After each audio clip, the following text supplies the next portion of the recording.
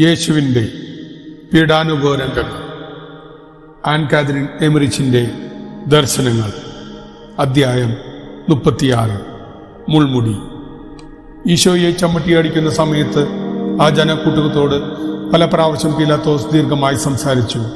ഉച്ചസ്വരത്തിൽ ഒരിക്കൽ ജനക്കൂട്ടം ഇങ്ങനെ വിളിച്ചു പറഞ്ഞു, അവൻ മരിക്കണം, അവനെ വധിച്ചേ പറ്റൂ. ഈശോയെ കാവൽപ്പുരയിലേക്ക് കൊണ്ടുപോയപ്പോൾ അവർ വീണ്ടും വിളിച്ചു പറഞ്ഞു, അവനെ ക്രൂശിക്കുക, അവനെ ക്രൂശിക്കുക. അല്പസമയം ജനം ശാന്തമായി. പീലാത്തോസ് പട്ടാളക്കാർക്ക് നിർദ്ദേശങ്ങൾ കൊടുത്തുകൊണ്ടിരുന്നു. പുരോഹിത പ്രമുഖരുടെ സേവകർ ജനക്കൂട്ടത്തിന് ലഘുഭക്ഷണം വിതരണം ചെയ്തു. അസ്വസ്ഥനായ പീലാത്തോസ് തത്സമയം പൂജാമുറിയിൽ പ്രവേശിച്ച് വിഗ്രഹങ്ങൾക്ക് ധൂപാരാധന നൽകി അവയുടെ ഉപദേശം തേടുകയായിരുന്നു. ഈശോയെ ചമ്മട്ടിയടിച്ച തൂണിന് ചുറ്റും വീണുകിടന്ന രക്തമെല്ലാം തുടച്ചെടുത്ത ശേഷം പരിശുദ്ധ മറിയവും ഭക്തസ്ത്രീകളും അടുത്തുള്ള ഒരു ചെറിയ വീട്ടിലേക്ക് പോയി. അത് ആരുടേതാണെന്ന് അറിയില്ല. ചമ്മട്ടിയടിയുടെ സമയത്ത് യോഹന്നാൻ സ്ഥലത്തില്ലായിരുന്നു. കാവൽപ്പുരയുടെ ഉള്ളിലെ അങ്കണം ഒരു ഗ്യാലറിയാൽ ചുറ്റപ്പെട്ടിരുന്നു. ഇവിടെ വെച്ചാണ് അവർ ഈശോയെ മുൾമുടി ധരിപ്പിച്ചത്. വാതിലുകൾ തുറന്നു കിടന്നു. ഈശോയെ പീഡിപ്പിക്കുന്നതിനായി 50 പേർ അവിടെ കൂടിയിരുന്നു. ജനങ്ങൾ കെട്ടിടത്തിന് ചുറ്റും ഒരുമിച്ച് കൂടി. എന്നാൽ പീലാത്തോസ് പ്രത്യേകം നിയോഗിച്ചിരുന്ന 1000ഓളം പട്ടാളക്കാർ അവരെ പിന്തള്ളി ആ സ്ഥാനത്ത് നിലനിർത്തിച്ചു. നിയുക്ത സ്ഥാനങ്ങൾ വിട്ടുപോകുവാൻ ഈ പട്ടാളക്കാർക്ക് അനുവാദമില്ലാതിരുന്നതിനാൽ കയ്യടിയും പൊട്ടിച്ചിരിയും വഴി പീഡകരുടെ ക്രൂരതയും ആവേശവും വർദ്ധിപ്പിക്കാൻ അവർ ശ്രമിച്ചുകൊണ്ടിരുന്നു. അവരുടെ പ്രോത്സാഹനം മർദ്ദകരുടെ മൃഗീയത 10 മടങ്ങ് വർദ്ധിപ്പിച്ചു. അങ്കണത്തിന്റെ നടുവിൽ തൂണിന്റെ ഒരു കുറ്റിയുണ്ടായിരുന്നു. അതിനു മുകളിൽ പൊക്കം കുറഞ്ഞ ഒരു സ്റ്റൂൾ വെച്ച് കരിങ്കൽ ചീളുകളും പൊട്ടിയ കളിമൺ പാത്രങ്ങളുടെ കഷ്ണങ്ങളും നിരത്തി. മുറിവുകളെല്ലാം തുറക്കപ്പെടുമാറ് യേശുവിന്റെ ഉടുപ്പ് അവർ വലിച്ചൂരി. പകരം മുട്ടോളം എത്തുന്ന ചുവന്ന ഒരു മേൽക്കുപ്പായം ധരിപ്പിച്ചു. ശിരസിൽ മുൾമുടി വയ്ക്കുന്നതിന് തയ്യാറാക്കിയിരുന്ന ഇരിപ്പിടത്തിലേക്ക് പിന്നെയും വലിച്ചുകൊണ്ടുപോയി അതിന്മേൽ പിടിച്ചിരുത്തി. മുള്ളുകളുള്ള 3 ശിഖരങ്ങൾ തമ്മിൽ മെടഞ്ഞാണ് മുൾമുടി ഉണ്ടാക്കിയത്. തലയിൽ തറഞ്ഞു കയറത്തക്ക വിധം മുള്ളുകൾ ഉള്ളിലേക്ക് വച്ചിരുന്നു. മെടഞ്ഞ ഭാഗം നെറ്റിയിൽ ഉറപ്പിച്ച ശേഷം ശേഷിച്ച ഭാഗം ശിരസിന്റെ പിന്നിൽ വലിച്ചു വരിഞ്ഞു കെട്ടി. നീളമുള്ള ഒരു ഞാങ്ങണ കയ്യിൽ പിടിപ്പിച്ചു. ഒരു രാജാവിനെ വാഴിക്കുന്ന ഭാവം അഭിനയിച്ചാണ് അവർ ഇതെല്ലാം ചെയ്തത്. അതിനുശേഷം ഞാങ്ങണ പിടിച്ചു വാങ്ങി തലക്കടിച്ചു. രക്തം കണ്ണുകളിലേക്ക് ഒഴുകി വീണു. അവർ അവിടുത്തെ മുൻപിൽ മുട്ടുകുത്തി, യഹൂദരുടെ രാജാവേ സ്വസ്തി എന്ന് പറഞ്ഞ് പരിഹസിക്കുകയും പ്രഹരിക്കുകയും മുഖത്ത് തുപ്പുകയും ചെയ്തു. ഈശോയെ പിടിച്ചിരുത്തിയ സ്റ്റൂൾ മറിച്ചിട്ട് അവിടുത്തെ തള്ളി താഴെയിട്ടു. ബലമായി വലിച്ചെഴുന്നേൽപ്പിച്ച് വീണ്ടും അതേ സ്ഥിതിയിൽ ഇരുത്തി. അവർ ചെയ്തു കൂട്ടിയ ഹീനകൃത്യങ്ങൾ വിവരിക്കുക സാധ്യമല്ല. തനിക്ക് ഏൽക്കേണ്ടി വന്ന പ്രഹരങ്ങളാൽ പനി ബാധിച്ച യേശുവിന് അതികഠിനമായി ദാഹിച്ചു. അവിടുത്തെ ശരീരം വിറച്ചുകൊണ്ടിരുന്നു. മാംസം കീറി മുറിഞ്ഞു. നാവ് വരണ്ടുണങ്ങി. മുഖത്തേക്ക് ഒഴുകി ഇറങ്ങിയ ശിരസിലെ രക്തം മാത്രം അവിടുത്തെ വരണ്ട ചുണ്ടുകളെ നനച്ചു. കരളലിയിക്കുന്ന കിരാതമായ പീഡനം അരമണിക്കൂർ ദീർഘിച്ചു. അവിടെ നിലയുറപ്പിച്ച റോമൻ പട്ടാളക്കാരാകട്ടെ യേശുവിന്റെ നേരെ ശത്രുക്കൾ നടത്തുന്ന കയ്യേറ്റത്തെ കൈയടിച്ച് പ്രോത്സാഹിപ്പിച്ചുകൊണ്ടിരുന്നു. ഈശോയെ വീണ്ടും പീലാത്തോസിന്റെ അരമനയിലേക്ക് കൊണ്ടുപോയി. അപഹസിക്കുന്ന മർദ്ദകർ ധരിപ്പിച്ച ചെങ്കുപ്പായവും കയ്യിൽ പിടിപ്പിച്ച വടിയും ശിരസിൽ പതിപ്പിച്ചുറപ്പിച്ച മുൾമുടിയുമായി വരുന്ന ആ ത്യാഗസൂനുവിനെ തിരിച്ചറിയുക വിഷമം. കണ്ണുനിറയെ കാണാൻ കഴിയില്ല, കണ്ണുനിറയാതെ കാണാൻ കഴിയില്ല. ശരീരം മുഴുവൻ മുറിപ്പെട്ട് ഉണങ്ങിയ രക്തക്കട്ടകൾക്ക് മീതെ ചെന്നീരൊലിച്ച് ഒറ്റ മുറിവ് പോലെ കാണപ്പെട്ടു. മണിക്കൂറുകളായി നടന്ന നിരവധി മർദ്ദനം കൊണ്ട് ഒരു വൃദ്ധൻ്റേതുപോലെ നടുവ് വളഞ്ഞു. നടക്കുമ്പോൾ യേശുവിന്റെ ശിരസും കൈകാലുകളും ചുണ്ടും വിറച്ചു. നീതിന്യായ കോടതിയുടെ കവാടത്തിൽ ഈ അവസ്ഥയിൽ ഈശോയെ കണ്ട പീലാത്തോസ് ഞെട്ടി. ഒരേ സമയം ഭയവും അനുകമ്പയും അയാൾക്ക് അനുഭവപ്പെട്ടു. ജനക്കൂട്ടം നിന്ദനങ്ങളും പരിഹാസങ്ങളും ചൊരിഞ്ഞുകൊണ്ടിരുന്നു. ഈശോ പടവുകൾ കയറിയപ്പോൾ പീലാത്തോസ് എഴുന്നേറ്റ് മുന്നോട്ട് വന്നു. ഗവർണർ സംസാരിക്കാൻ പോകുന്നു എന്നതിൻ്റെ സൂചനയായി കാഹളം മുഴങ്ങി. പുരോഹിത പ്രമുഖന്മാരെയും കൂടി നിന്ന സകലരെയും അഭിസംബോധന ചെയ്തുകൊണ്ട് അയാൾ ഇപ്രകാരം പറഞ്ഞു, കണ്ടാലും ഇവനിൽ കുറ്റമൊന്നും ഞാൻ കാണുന്നില്ലെന്ന് നിങ്ങൾ അറിയേണ്ടതിനായി ഇതാ ഇവനെ നിങ്ങളുടെ മുമ്പിൽ കൊണ്ടുവന്നിരിക്കുന്നു.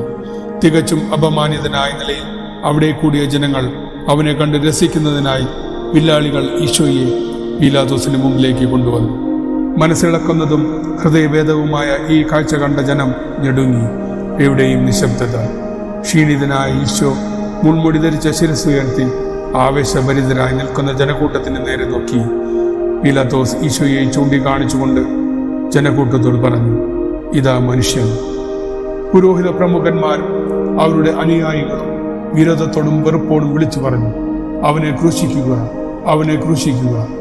പീലാത്തോസ് ചോദിച്ചു, ഇനിയും നിങ്ങൾ തൃപ്തരായില്ലേ? സ്വയം രാജാവാകാനുള്ള ആഗ്രഹം ഒരിക്കലും ഉണ്ടാകാതിരിക്കാൻ വേണ്ട ശിക്ഷ അവന് കിട്ടിക്കഴിഞ്ഞു. എന്നാൽ അവർ കൂടുതൽ ഉച്ചത്തിൽ വിളിച്ചു പറഞ്ഞു, അവനെ ക്രൂശിക്കുക, അവനെ ക്രൂശിക്കുക. കാഹളം മുഴക്കി നിശബ്ദത പാലിക്കുവാൻ ആവശ്യപ്പെട്ടുകൊണ്ട് പീലാത്തോസ് പറഞ്ഞു, നിങ്ങൾ തന്നെ അവനെ കൊണ്ടുപോയി ക്രൂശിച്ചുകൊള്ളുക, ഞാൻ അവനിൽ ഒരു കുറ്റവും കാണുന്നില്ല. യഹൂദർ പറഞ്ഞു, ഞങ്ങൾക്ക് ഒരു നിയമമുണ്ട്, ഇവൻ തന്നെ ദൈവപുത്രനാക്കിയിരിക്കുന്നു. ഈ വാക്കുകൾ കേട്ട പീലാത്തോസ് വീണ്ടും ഭയപ്പെട്ടു. അവൻ ഈശോയെ മറ്റൊരു മുറിയിലേക്ക് കൊണ്ടുപോയി ചോദിച്ചു, നീ എവിടെ നിന്നാണ്?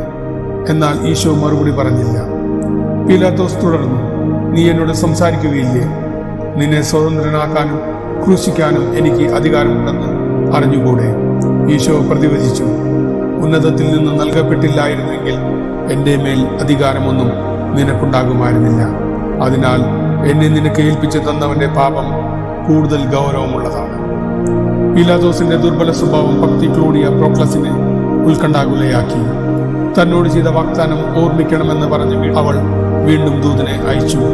എന്നാൽ ഈ കാര്യത്തിൽ തീരുമാനം ദേവന്മാർക്ക് വിട്ടുകൊടുക്കേണ്ടതാണെന്ന് പറഞ്ഞ് അവ്യക്തവും അന്ധവിശ്വാസ പ്രേരിതവുമായ ഒരു ഉത്തരം അയാൾ അവൾക്ക് നൽകി.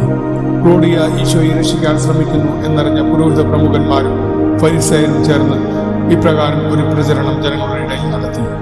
ഈശോയുടെ പക്ഷക്കാർ പീലാത്തോസിന്റെ ഭാര്യയെ സ്വാധീനിച്ചിരിക്കുകയെന്നും അവൻ രക്ഷപ്പെട്ടാൽ റോമാക്കാരുടെ പക്ഷം ചേർന്ന് ജെറുസലേം നശിപ്പിക്കുമെന്നും യഹൂദരെ നാമാവശേഷമാക്കുകയും ചെയ്യുമെന്നായിരുന്നു അതിന്റെ ചുരുക്കം.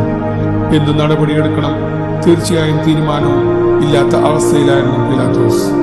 അവൻ വീണ്ടും അവരുടെ നേരെ തിരിഞ്ഞ് ഇങ്ങനെ പറഞ്ഞു, ഞാൻ ഇവനിൽ യാതൊരു കുറ്റവും കാണുന്നില്ല. എന്നാൽ അവന്റെ കുരിശുമരണം ആവശ്യപ്പെട്ടുകൊണ്ട് അവർ ആർത്തട്ടഹസിച്ചു. ഈശോക്കെതിരെ ഉന്നയിക്കപ്പെടുന്ന കുറ്റാരോപണങ്ങളുടെ വൈരുദ്ധ്യം, തന്റെ ഭാര്യയ്ക്കുണ്ടായ നിഗൂഢ സ്വപ്നങ്ങൾ, ഈശോയുടെ വാക്കുകൾ തന്നിൽ ഉയർത്തിയ വിശദീകരിക്കാനാവാത്ത വികാരങ്ങൾ എല്ലാം അയാൾ ഓർമ്മിച്ചു. താൻ സ്വീകരിക്കേണ്ട നടപടിയെപ്പറ്റി കൂടുതൽ വ്യക്തത കിട്ടുവാൻ അവിടുത്തെ വീണ്ടും ചോദ്യം ചെയ്യാൻ അയാൾ തീരുമാനിച്ചു. അതിനാൽ പ്രത്തോറിയത്തിലേക്ക് മടങ്ങിപ്പോയി ഒരു മുറിയിൽ പ്രവേശിച്ച് യഹൂദർ മരണശിക്ഷ ആവശ്യപ്പെടുന്നവനെ കൂട്ടിക്കൊണ്ടുവരുവാൻ ആളയച്ചു. മുറിഞ്ഞ് ചതഞ്ഞ് രക്തം ഒലിക്കുന്ന ഈശോയെ കണ്ട് അയാൾ ആത്മഗതം ചെയ്തു. ഇവൻ ആരായിരിക്കും? ദൈവമായിരിക്കുമോ? അദ്ദേഹം ഈശോയുടെ നേരെ തിരിഞ്ഞ് ചോദിച്ചു, അങ്ങ് ദൈവവും യഹൂദർക്ക് വാഗ്ദാനം ചെയ്യപ്പെട്ട രാജാവുമാണ്. അവിടുത്തെ രാജ്യം ഏതാണ്? ദേവന്മാരുടെ ഏത് ഗണത്തിലാണ് അങ്ങ് ഉൾപ്പെടുന്നത്? ഇതെല്ലാം ആണയിട്ട് പറയാൻ ആവശ്യപ്പെട്ടു. ഈശോ കൊടുത്ത മറുപടിയുടെ അന്തരാർത്ഥം മാത്രമേ നൽകാൻ കഴിയൂ. തന്റെ രാജ്യം ഐഹികമല്ല എന്ന് അവിടുന്ന് പറഞ്ഞു. പീലാത്തോസിന്റെ മനസാക്ഷിയെ കുറ്റപ്പെടുത്തുന്ന നിരവധി ചെയ്തികളെപ്പറ്റി അവിടുന്ന് ശക്തമായ വാക്കുകളിൽ സംസാരിച്ചു. അയാൾ മാനസാന്തരപ്പെടുന്നില്ലെങ്കിൽ അനുഭവിക്കേണ്ടി വരുന്ന ദുരിതങ്ങളെപ്പറ്റി മുന്നറിയിപ്പും നൽകി. മനുഷ്യപുത്രനും ദൈവപുത്രനുമായ താൻ അവസാന ദിവസം അവന്റെ മേൽ നീതിപൂർവകമായ വിധി പ്രസ്താവിക്കുവാൻ വരുമെന്ന് പ്രഖ്യാപിക്കുകയും ചെയ്തു. പീലാത്തോസ് പേടിച്ചു പതറി ബാൽക്കണിയിലേക്ക് തിരിച്ചു ചെന്ന് താൻ ഈശോയെ വിട്ടയക്കുമെന്ന് വീണ്ടും പ്രഖ്യാപിച്ചു. എന്നാൽ ജനം വിളിച്ചു പറഞ്ഞു, ഇവനെ മോചിപ്പിക്കുന്ന പക്ഷം നീ സീസറിന്റെ സ്നേഹിതനല്ല. തന്നെ രാജാവാക്കുന്ന ഏവനും സീസറിന്റെ വിരോധിയാണ്. രാത്രി 10 മണിയാകുമ്പോൾ തങ്ങൾക്ക് ദേവാലയത്തിൽ എത്തേണ്ടതുണ്ടെന്നും ഉടനെ തീരുമാനമെടുക്കാതെ തിരുനാൾ ആഘോഷത്തിന് ഭംഗം വരുത്തിയാൽ കുറ്റം ചക്രവർത്തിയെ അറിയിക്കുമെന്നും മറ്റു ചിലർ ഭീഷണിപ്പെടുത്തി. അവനെ ക്രൂശിക്കുക, അവനെ ക്രൂശിക്കുക, അവനെ ക്രൂശിക്കുക. ആർപ്പുവിളി എല്ലായിടത്തും മുഴങ്ങി. ആ ശബ്ദം ഫോറത്തിന് സമീപത്തുണ്ടായിരുന്ന വീടുകളുടെ മേൽക്കുരയിൽ പോലും പ്രതിധ്വനിച്ചു. ജനങ്ങൾ കൂട്ടമായി അവിടെയെല്ലാം നിന്നിരുന്നു. പെസഹ തിരുനാളിൽ പങ്കെടുക്കുന്നതിന് വിവിധ നാടുകളിൽ നിന്നും വലിയ ജനാവലി ജെറുസലേമിലേക്ക് ഒഴുകി. പീലാത്തോസിന്റെ പ്രയത്നങ്ങൾ ഫലശൂന്യമാകുന്നതായി അദ്ദേഹം കണ്ടു. ആ ജനക്കൂട്ടത്തിന്മേൽ ഒരു സ്വാധീനവും ചെലുത്തുവാൻ അയാൾക്ക് കഴിഞ്ഞില്ല. ഒരു വിപ്ലവം തന്നെ പൊട്ടിപ്പുറപ്പെട്ടേക്കാം എന്ന് ഭയപ്പെട്ട അയാൾ വെള്ളം എടുത്ത് ജനങ്ങളുടെ മുമ്പിൽ വെച്ച് കൈ കഴുകിക്കൊണ്ട് ഇപ്രകാരം പറഞ്ഞു: നീതിമാന്റെ രക്തത്തിൽ എനിക്ക് പങ്കില്ല, അത് നിങ്ങളുടെ കാര്യമാണ്. പലസ്തീനായുടെ വിവിധ ഭാഗങ്ങളിൽ നിന്നും അവിടെ എത്തിയിരുന്ന ജനക്കൂട്ടം ഇപ്രകാരം വിളിച്ചു പറഞ്ഞു: അവന്റെ രക്തം ഞങ്ങളുടെ മേലും ഞങ്ങളുടെ മക്കളുടെ മേലും ആയിക്കൊള്ളട്ടെ.